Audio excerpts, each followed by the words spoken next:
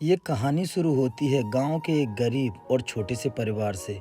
भैया जिंदगी कब किसकी किस मोड़ पर चली जाए किसी को कुछ नहीं पता। ये हैं ओमकार सिंह जो दिन रात खेतीबाड़ी में मेहनत करके अपने बेटे को पढ़ाना चाहते हैं।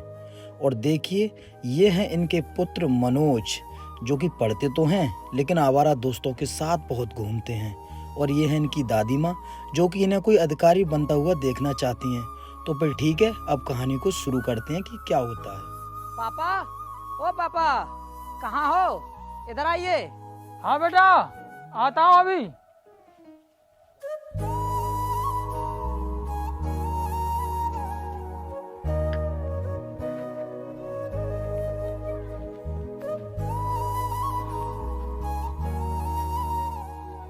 हाँ बेटा।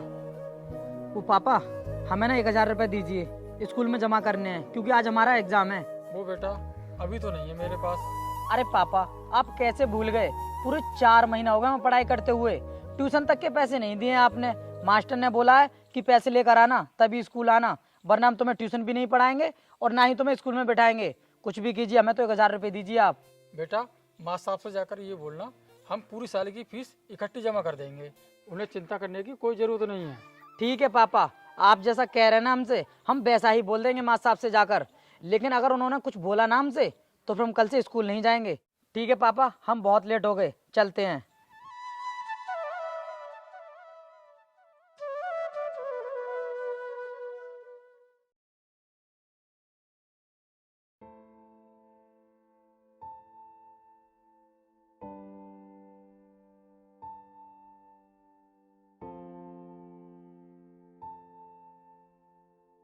देखो बेटा, तुम्हें अपने देश का नाम रोशन करना है तो मन लगाकर पढ़ाई करनी पड़ेगी। लेकिन पढ़ाई करने के लिए पैसों की जरूरत पड़ती है।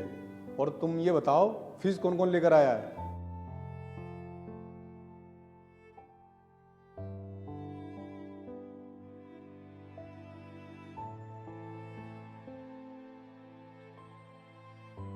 अरे वीर, ये कौन सा टाइम है तुम्हारा स्कूल आने का? सर लेट हो गए। चलो बैठो फिर। ठीक है सर।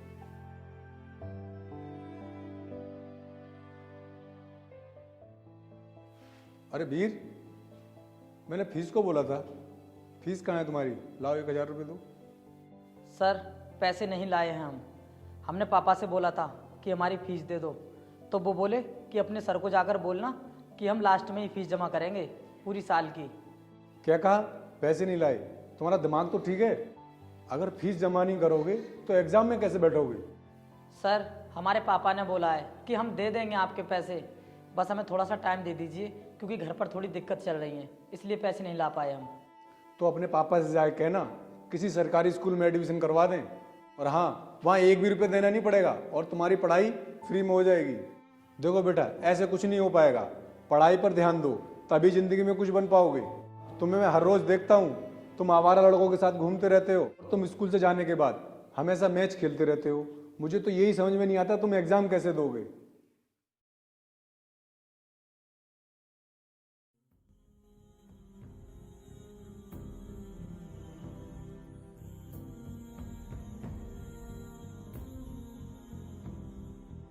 पापा हम स्कूल नहीं जाएंगे अब। फिर से वही बात बोल रहा है, स्कूल नहीं जाएंगे, स्कूल नहीं जाएंगे। पढ़ाई में मन नहीं लग रहा तेरा क्या? पापा, माँ साहब ने बोला है कि घर पे जाकर ना अपने पापा को बोलना कि अगर फीस देने की औकात नहीं है तो किसी सरकारी स्कूल में नाम लिखवा दें। तो फिर पापा आप ही बताइए, जब तक आप हमारी फीस नहीं देंगे तो फिर हम स्कूल जाकर क्या करेंगे और क्या करेंगे इन किताबों में मूड मारकर।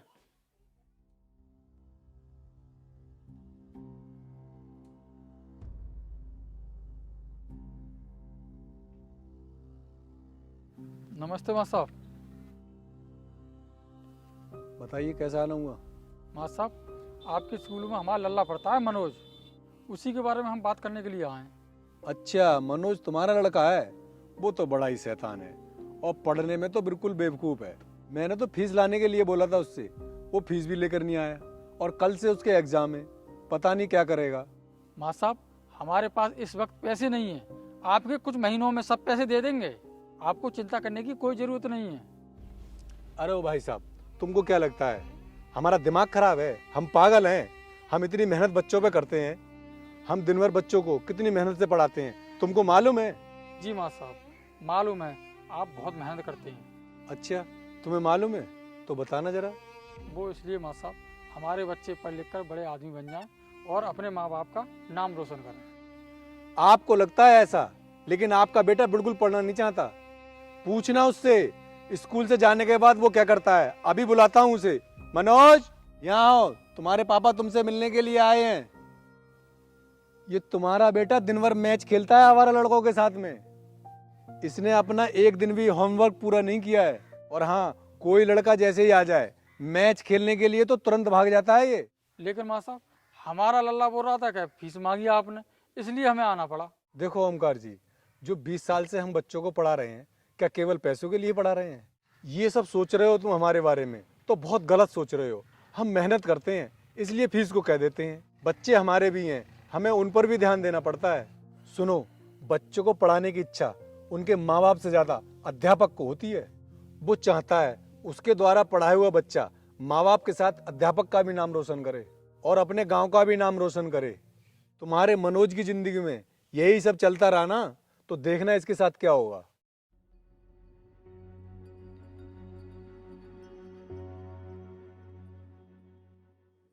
देशभक्ति की भावना जिस देश के हर नागरिक में होती है, वो देश हमेशा तरक्की करता है। कल तुम्हारा एग्जाम है और हम ये चाहते हैं तुम अपना एग्जाम बहुत अच्छे से दो और बहुत अच्छे नंबरों से पास हो।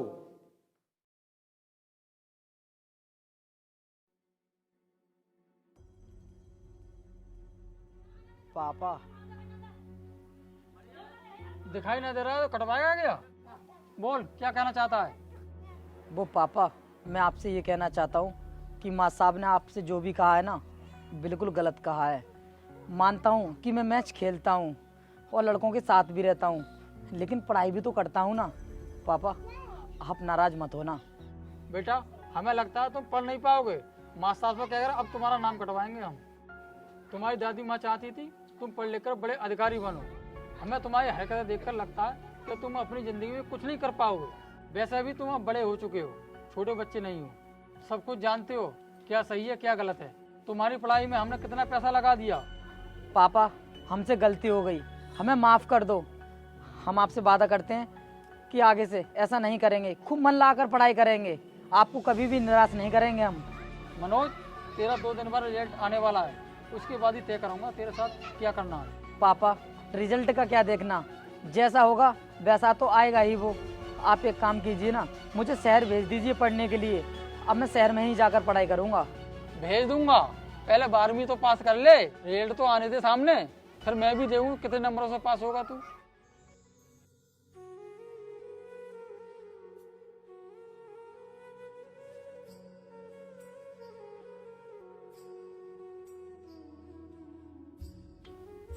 पापा, खाना खा ले हम।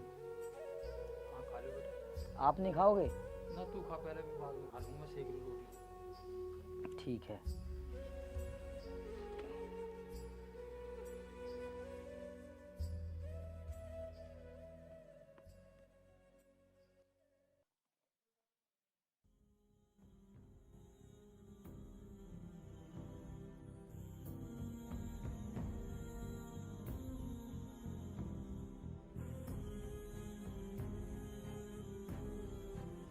भाई ओमकार, तुम्हारा लल्ला पढ़ाई कर रहा था, क्या रहा उनके मामले में? भैया गोविंद, कहाँ बताएं आपको, आज हमारे लल्ला का रिजल्ट आएगा, आज साफ साफ पता पड़ जाएगी कि कितने नंबर आए उसके।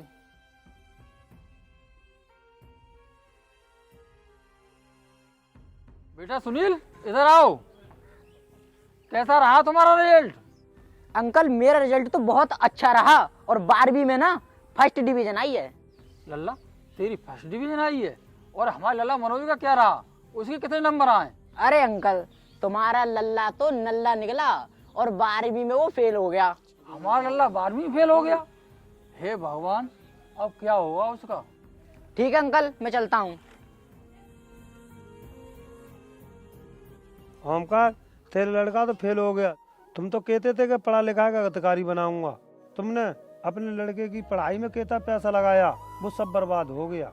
ओमकार, अब तो हम चलते हैं यहाँ से।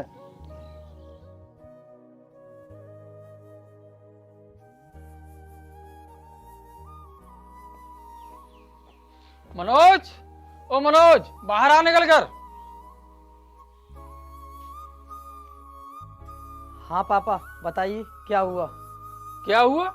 सब लोग बोल रहे हैं कि तू 12वीं में फेल हो गया। ये दिन देखने के लिए पढ़ा रहा था मैं तुझे। मैंने तेरी पढ़ाई में कितना पैसा लगाया, सब बर्बाद कर दिया। कितने सपने थे, तू एक दिन पढ़ लिख कर बड़ा अधिकारी बने, तूने सब सपने तोड़ दिए। लल्ला मनोज, मुझे तुझसे ये उम्मीद नहीं थी। पापा आप नाराज मत हो, हमने एग्जाम तो बहुत अच्छे से दिया था और पेपर भी बहुत बढ़िया से निकाला, लेकिन पता नहीं हम कैसे फेल हो गए। जो भी हुआ वो तुम्हारी गलतियों से हुआ। पापा इस बार के लिए हमें माफ़ कर दीजिए। हमें मालूम नहीं था कि हमारे साथ ये सब हो जाएगा, लेकिन हम कोशिश करेंगे कि आपको आगे से ये सब नहीं सुनना पड़े। हम फेल हो गए, उसके बाद भी पापा ने हमसे कुछ भी नहीं कहा। हमने पापा से जैसा कहा उन्होंने वैसा ही मान लिया। अरे हम मेहनत करते सही से तो शायद पास हो जाते, पापा भी खुश हो जाते। क्या करें, बड़ा दिमाग ख़राब है, कुछ भी समझ में नहीं आ रहा है कि क्या करना चाहिए हमको। प्रधान जी के हमारे सर पर इतने पैसे हैं, कर्ज है हमारे सर पर, उसके बाद भी हमने ये सब कर दिया। अगर प्रधान जी पैसे मांगने आ गए और हम उन्हें उनके पैसे नहीं लौटा पाए तो पता नहीं वो हमारे साथ क्या करेंगे। हाँ, हमें कुछ ना कुछ तो करना होगा। कोई काम ही ढूंढ लेते हैं जिससे कि थोड़े बहुत पैसे कमा लें। घर की तंगी भी ख़त्म हो जाएगी और जो हमारे सर पे कर्ज है वो भी ख़त्म हो जाएगा। कुछ ना कुछ तो सोचना ही पड़ेगा हमें, ऐसे काम नहीं चलेगा। अगर हमने आज कुछ नहीं सोचा ना तो हम जिस जगह पर हैं उसी पर रहेंगे, कभी भी अपनी ज़िंदगी में कुछ नहीं कर पाएंगे। पापा ने हमारी पढ़ाई में कितना पैसा लगाया है और उनका सारा पैसा हमारी वजह से बर्बाद हो गया। अब हमें काम तो करना ही होगा, क्योंकि पढ़ाई के साथ अगर काम करेंगे ना तभी सब कुछ ठीक हो पाएगा। चलते हैं कहीं काम की तलाश में, शायद काम मिल जाए हमारे लिए।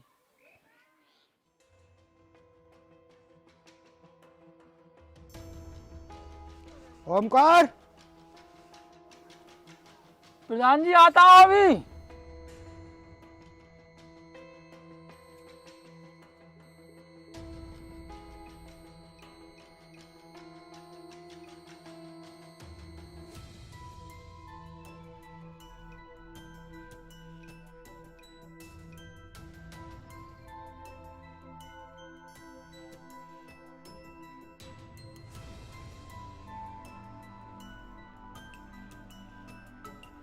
नमस्ते प्रधान जी। नमस्ते।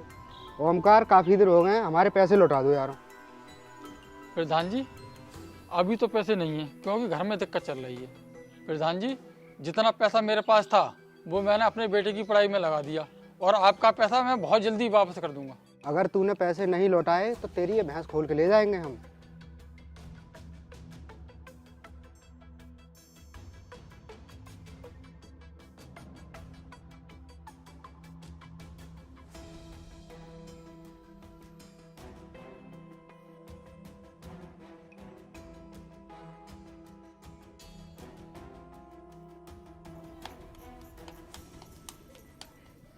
पापा पापा देखिए, हम आज कितना पैसा कमा कर लाए हैं। क्या कहा बेटा? पैसा कमा कर लाया? वो कैसे? पापा अब से आपको बिल्कुल भी चिंता करने की ज़रूरत नहीं है। अब हम पैसा खूब कमाएंगे, हमारे घर की सारी दिक्कतें दूर हो जाएंगी। देखिए ना, पूरा 1000 रुपये कमा कर लाए हैं हम। अब रिक्शा चलाने लगे हैं हम, सवारियां ढोते हैं उससे। कोई जरूरत नहीं है रिक्शा चलाने की, हम है ना काम करने के लिए, हम है ना पैसा कमाने के लिए। तू तो अपनी पढ़ाई पर ध्यान दे। पापा हम जानते हैं कि हमारे सर पर कितना कर्जा है, हमें अच्छे तरीके से पता है कि प्रधान जी के बहुत सारे रुपए हैं हमारे ऊपर, तो हमारा भी फर्ज बनता है कि हम भी थोड़े बहुत पैसे कमाएं और आपका साथ दें। बेटा कहा ना मैंने तुझसे, तू अपनी पढ़ाई पर ध्यान दे, हम पे नहीं है प्रधान जी के पैसे। क्या कहा पापा आपने? प्रधान जी के पैसे नहीं है हम पर? मेरे तो कुछ भी समझ में नहीं आ रहा है, आप मुझे बताओगे कहना क्या चाहते हो? बेटा प्रधान जी के जितने भी पैसे थे वो उनके बदले हमारी भैंस खोल कर ले गए। अच्छा पापा, तो फिर ठीक है, अभी जितने भी पैसे हैं ना, हम इन पैसों को लेकर अपनी पढ़ाई करने के लिए ग्वालियर निकल जाते हैं।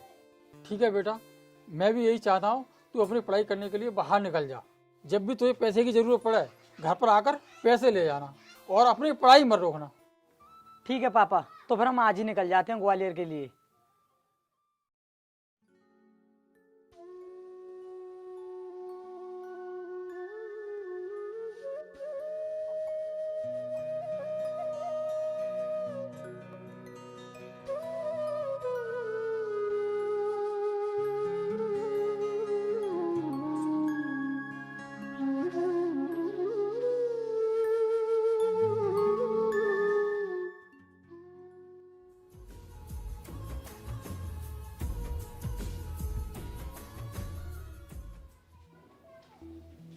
मनोज भाई, ये है मेरा रूम और हम साथ में मिलकर इसी में ही पढ़ाई करेंगे।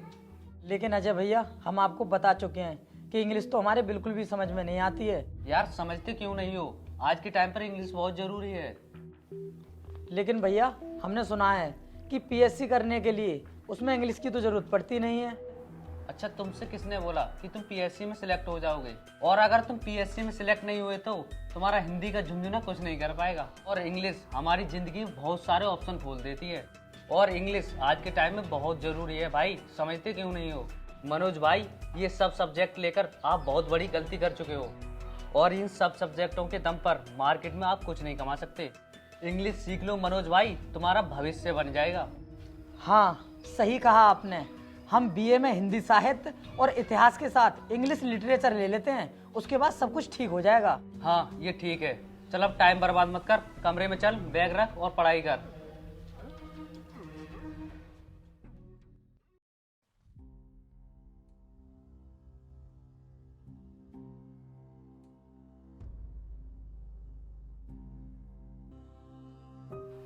अरे यार मनोज, जो मेरे पास सारे पैसे थे वो खर्च हो चुके हैं। मुझे एक काम करना पड़ेगा, मुझे घर जाना पड़ेगा। तो फिर अब हम क्या करेंगे? अरे यार, इस बात की तू टेंशन मत कर, मुझे घर जाना पड़ेगा और मैं पैसे घर से लेकर आ जाऊंगा। तू एक काम कर, रूम का इंतजाम कर ले कहीं। मुझे इस रूम का लॉक लगाकर जाना पड़ेगा। लेकिन भैया, जब आप हमें यहाँ पर बुलाकर लाए थे, हमने तो आपको सब कुछ बता दिया था ना कि हमारे पास पैसे नहीं हैं, और अगर हमारे पास पैसे होते तो हम कहीं दूसरी जगह रूम ही देख लेते।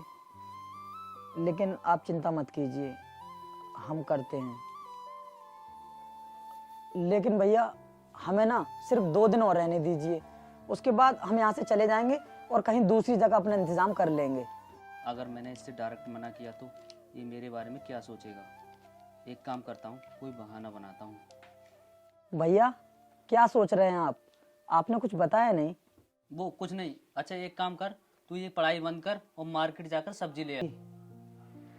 लेकिन ये सब्जियां, अरे जब हमारे पास हमें रहने के लिए जगह ही नहीं है तो फिर हम इन सब्जियों का क्या करेंगे? चलते हैं यहाँ से। सही कहा है किसी ने, गरीब का साथ इंसान दे भी देता है तो बस कुछ दिनों के लिए, उसके बाद उसे उसके हालात पर छोड़ देता है इंसान।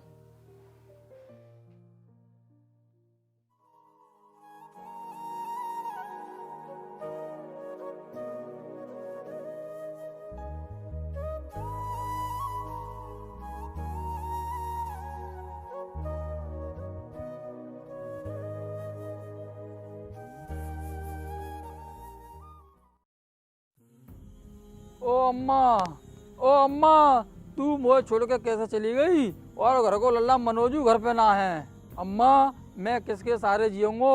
अब जिंदगी कैसे कटेगी? मनोज लल्ला को पूरे 4 साल है घर से जाए हुए और वो अभी तो घर पे ही ना हुआ है, ना तो अब तक बाको फोन आ हुआ है। अब मैं कैसे बताऊं बाको? बाकी दादी अम्मा खत्म है गई। हे भगवान, तेने मेरे संग ये क्या कर दो।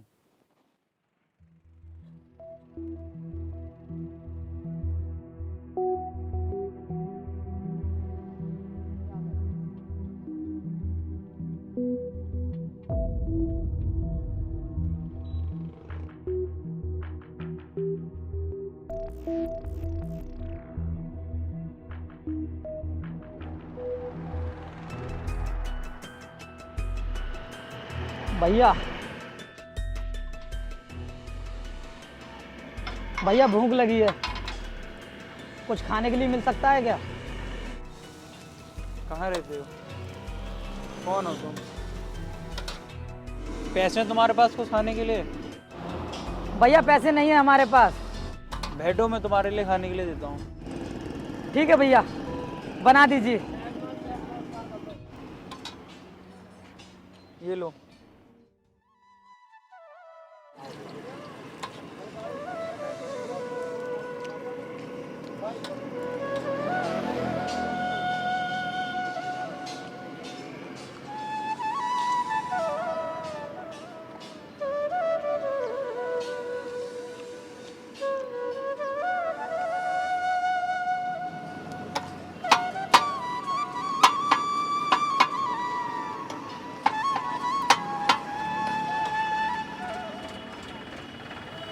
भैया हाँ भैया बोलो, और चाहिए क्या? भैया हमें ये बता दीजिए आपके कितने पैसे हो गए? कोई बात नहीं, ये मैंने अपनी तरफ से खिलाई है। अब तुम जाओ यहाँ से। नहीं भैया जी, हम नहीं जाएंगे। बोलते दिया भैया, नहीं चाहिए पैसे, जाओ यहाँ से। भैया हम नहीं जाएंगे यहाँ से। आप अपने पैसों के बदले हमें कुछ काम बता दीजिए, हम आपका काम कर देंगे। मेरे पास भाई तुम्हारे लिए कोई काम नहीं है। ठीक है फिर भैया, चलते हैं हम। आपका बहुत बहुत धन्यवाद।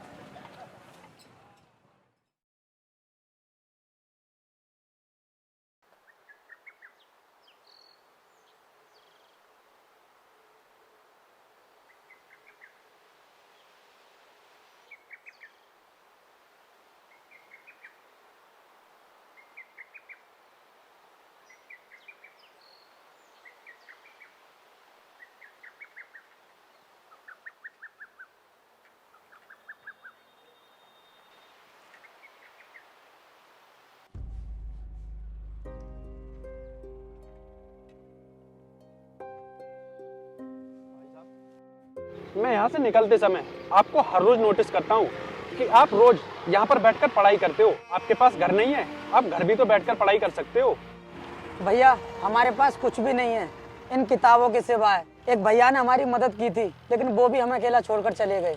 इतनी ठंड में अगर आप यहाँ पर बैठकर पढ़ाई करोगे तो आपकी तबीयत खराब हो जाएगी। नहीं भैया, हम नहीं जा सकते घर। हमारे घर वालों को हम पर बहुत आस है। अब तो हम कोई बड़ा अधिकारी बनकर ही अपने घर लौटेंगे, और जब तक हम कोई बड़े अधिकारी नहीं बन जाएंगे ना, तब तक घर वापस नहीं जाएंगे। इतना भी आसान नहीं है अधिकारी बनना भैया। हम यहाँ पर रहकर 5 साल से पढ़ाई कर रहे हैं, तब जाकर हम 12th पास कर पाए हैं। हाँ भैया, आपने बिल्कुल ठीक कहा। पढ़ाई करना इतना आसान नहीं है, और अधिकारी बनना भी। लेकिन जब हम गांव में पढ़ते थे ना, तब हमें बिल्कुल भी एहसास नहीं होता था कि पढ़ाई होती क्या है और हम पढ़ लिख कर क्या बन सकते हैं। लेकिन आज जब हम इन परिस्थितियों से गुजर रहे हैं, तो हमें एहसास हो रहा है कि हमारे माँ बाप हमारे लिए इतना कुछ करते हैं, और वो रात दिन इतनी मेहनत करते हैं हमें पढ़ाने के लिए। तो भैया हमने भी ठान लिया है कि हम इन परिस्थितियों से लड़कर अपने माँ बाप का नाम रोशन करेंगे, चाहे उसके लिए हमें कुछ भी करना पड़े। भाई वैसे मैंने तुम्हारा नाम नहीं पूछा, तुम्हारा नाम क्या है? भैया हमारा नाम मनोज है, और हम बदायूं से हैं। भाई मनोज, मुझे पता है कि तुम बहुत परेशानी में हो। अगर तुम्हें बुरा न लगे तो एक बात कहूँ, तुम मेरे रूम पर रहकर भी पढ़ाई कर सकते हो, क्योंकि मैं भी पीसीएस की तैयारी कर रहा हूँ। मेरे एक सर हैं जो यूपीएससी और पीसीएस की तैयारी कराते हैं, मैं उनसे तुम्हारी कोचिंग लगवा दूंगा। नहीं भैया, हम अपनी परेशानियों का बोझ किसी दूसरे इंसान पर नहीं डालना चाहते। आप हमें हमारे हालातों पर छोड़ दीजिए। हमको जैसे भी जीना है ना, हम जी लेंगे। अरे भाई, इसमें परेशानी वाली बात क्या है? आज तुम पर परेशानी है तो मैं मदद कर देता हूँ, और आने वाले समय में मुझ पर परेशानी आए तो तुम मदद कर देना। तो फिर ठीक है भैया जी, हम आपके साथ चलते हैं। हम कर लेंगे पढ़ाई आपके साथ। चलिए भैया।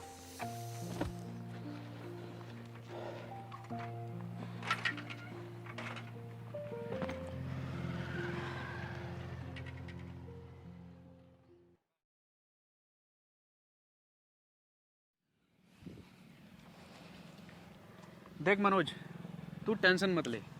तू यूपीएससी की कोचिंग करना चाहता है ना, और मैं पीसीएस की कर रहा हूँ, तो ये है मेरा कोचिंग सेंटर। चल तुझे मैं अपने सर से मिलाता हूँ।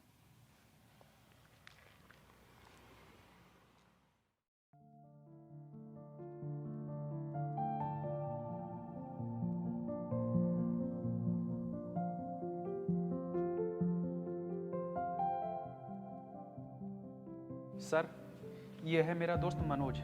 ये यूपीएससी की कोचिंग करना चाहता है। नमस्ते सर। नमस्ते बेटा, ये बताओ आप कहाँ रहते हो? सर मैं बताता हूँ आपको इसके बारे में। ये हमारे शहर ग्वालियर में गांव से आया है। सर 2 दिन पहले ये मुझे फुटपाथ पर मिला था। ये रो रहा था क्योंकि इसके पास यूपीएससी की कोचिंग करने के लिए पैसे नहीं थे, इसलिए मैं इसको आपके पास लेकर आया हूँ। सर आप मुझे कोचिंग कराने के लिए मना नहीं करना। आपके जितने भी पैसे बनेंगे ना, मैं गांव से आपके सभी पैसे ला कर दे दूंगा। लेकिन सर प्लीज़ मुझे यूपीएससी की कोचिंग करा देना। टेंशन क्यों ले रहा है? ये सर यूपीएससी की कोचिंग कराने का कोई भी चार्ज नहीं लेते हैं, और आज तक किसी से कोई भी चार्ज नहीं लिया है। अरे मनोज, तुझे पता है सर के जितने भी स्टूडेंट रहे हैं ना, कोई आईपीएस बना है, कोई एसडीएम बना है, कोई डीएम बना है, और मुझे पक्का यकीन है कि तू एक दिन बड़ा अधिकारी जरूर बनेगा। सर ये मनोज बहुत मेहनती लड़का है।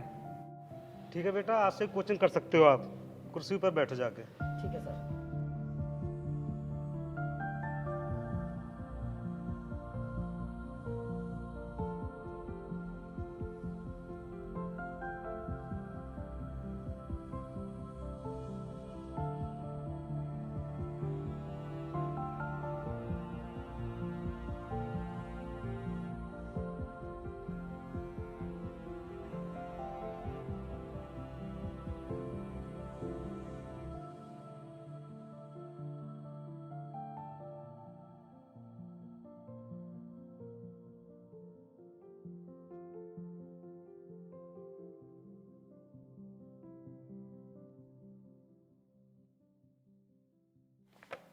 बेटा तुम्हारा 2 दिन बाद मेंस का एग्ज़ाम होगा और मैं चाहता हूँ तुम उसे अच्छे से क्लियर करो।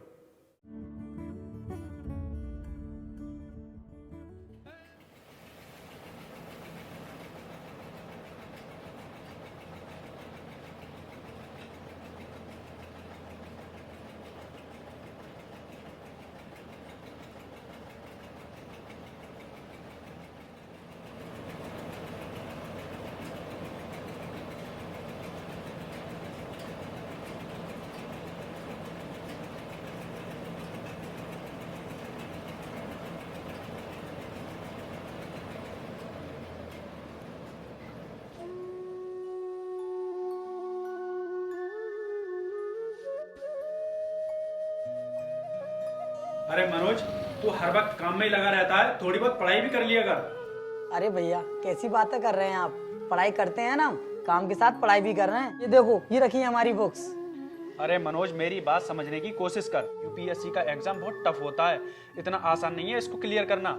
और हर टाइम तू यही सब करता रहेगा तो पढ़ाई में कब ध्यान दे पाएगा? अगर यही सब काम करता रहेगा ना तो फेल हो जाएगा। हाँ भैया जी, हम समझते हैं आपकी बात को, फिर भी आप तो जानते हैं ना कि हम अपने सिद्धांतों के साथ समझौता नहीं कर सकते। और अगर हम काम नहीं करेंगे तो फिर खाएंगे पिएंगे कैसे? हमें कुछ पैसे भी तो कमाने पड़ेंगे। तो भैया आप उसकी टेंशन मत लीजिए, हम इसके साथ में पढ़ाई भी कर लेंगे और अपना काम भी कर लेंगे। मनोज, तू क्या समझ रहा है?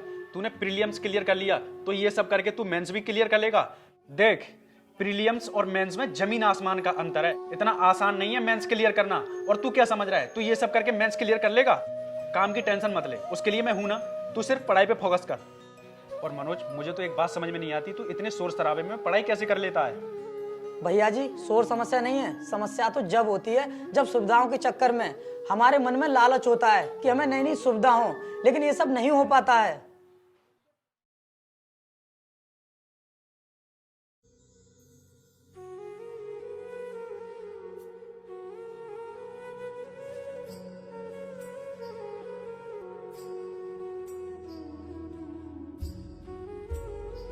ओमकार, अरे कहाँ हो?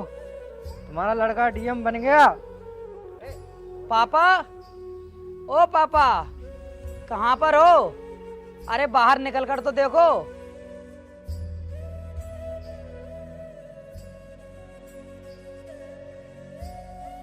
लल्ला मनोज, तू आएगा हो और डीएम बनेगा हो? तेरो मैं कब से इंतजार कर रहा हूँ, ना तेरे कोई मैसेज आओ और ना कोई फोन। हाँ पापा, मैं डीएम बन गया। लेकिन पापा, मुझे दादी माँ दिखाई नहीं दे रही। दादी माँ कहाँ है? लल्ला मनोज, तेरी दादी अम्मा अब दुनिया में ना रही, हमें छोड़कर चली गई और तो मरते टाइम बहुत याद कर रही। क्या कहा पापा आपने? दादी माँ इस दुनिया को छोड़कर चली गई? दादी माँ के बहुत सपने थे मुझे डीएम बनता हुआ देखने के। अगर आज दादी माँ जिंदा होती तो मुझे देखकर बहुत खुश होती। हे भगवान, तूने ये क्या कर दिया हमारे साथ? लल्ला, अब तू ज्यादा चिंता मत कर, जो भाव सो भाव। अब तू डीएम बनेगा वो ना, सब कुछ ठीक हो जाएगा। हाँ पापा, ठीक कहा आपने, अब सब कुछ ठीक हो जाएगा। और प्रधान ने जो हम पर अत्याचार किए हैं ना, उनका हिसाब लेने का भी टाइम आ गया है। चलो हम प्रधान के घर चलते हैं। ठीक कह रहा है लल्ला तू, चल पहले तेरा मोम मीटर करा देता हूँ, उसके बाद चलते हैं। चलिए पापा।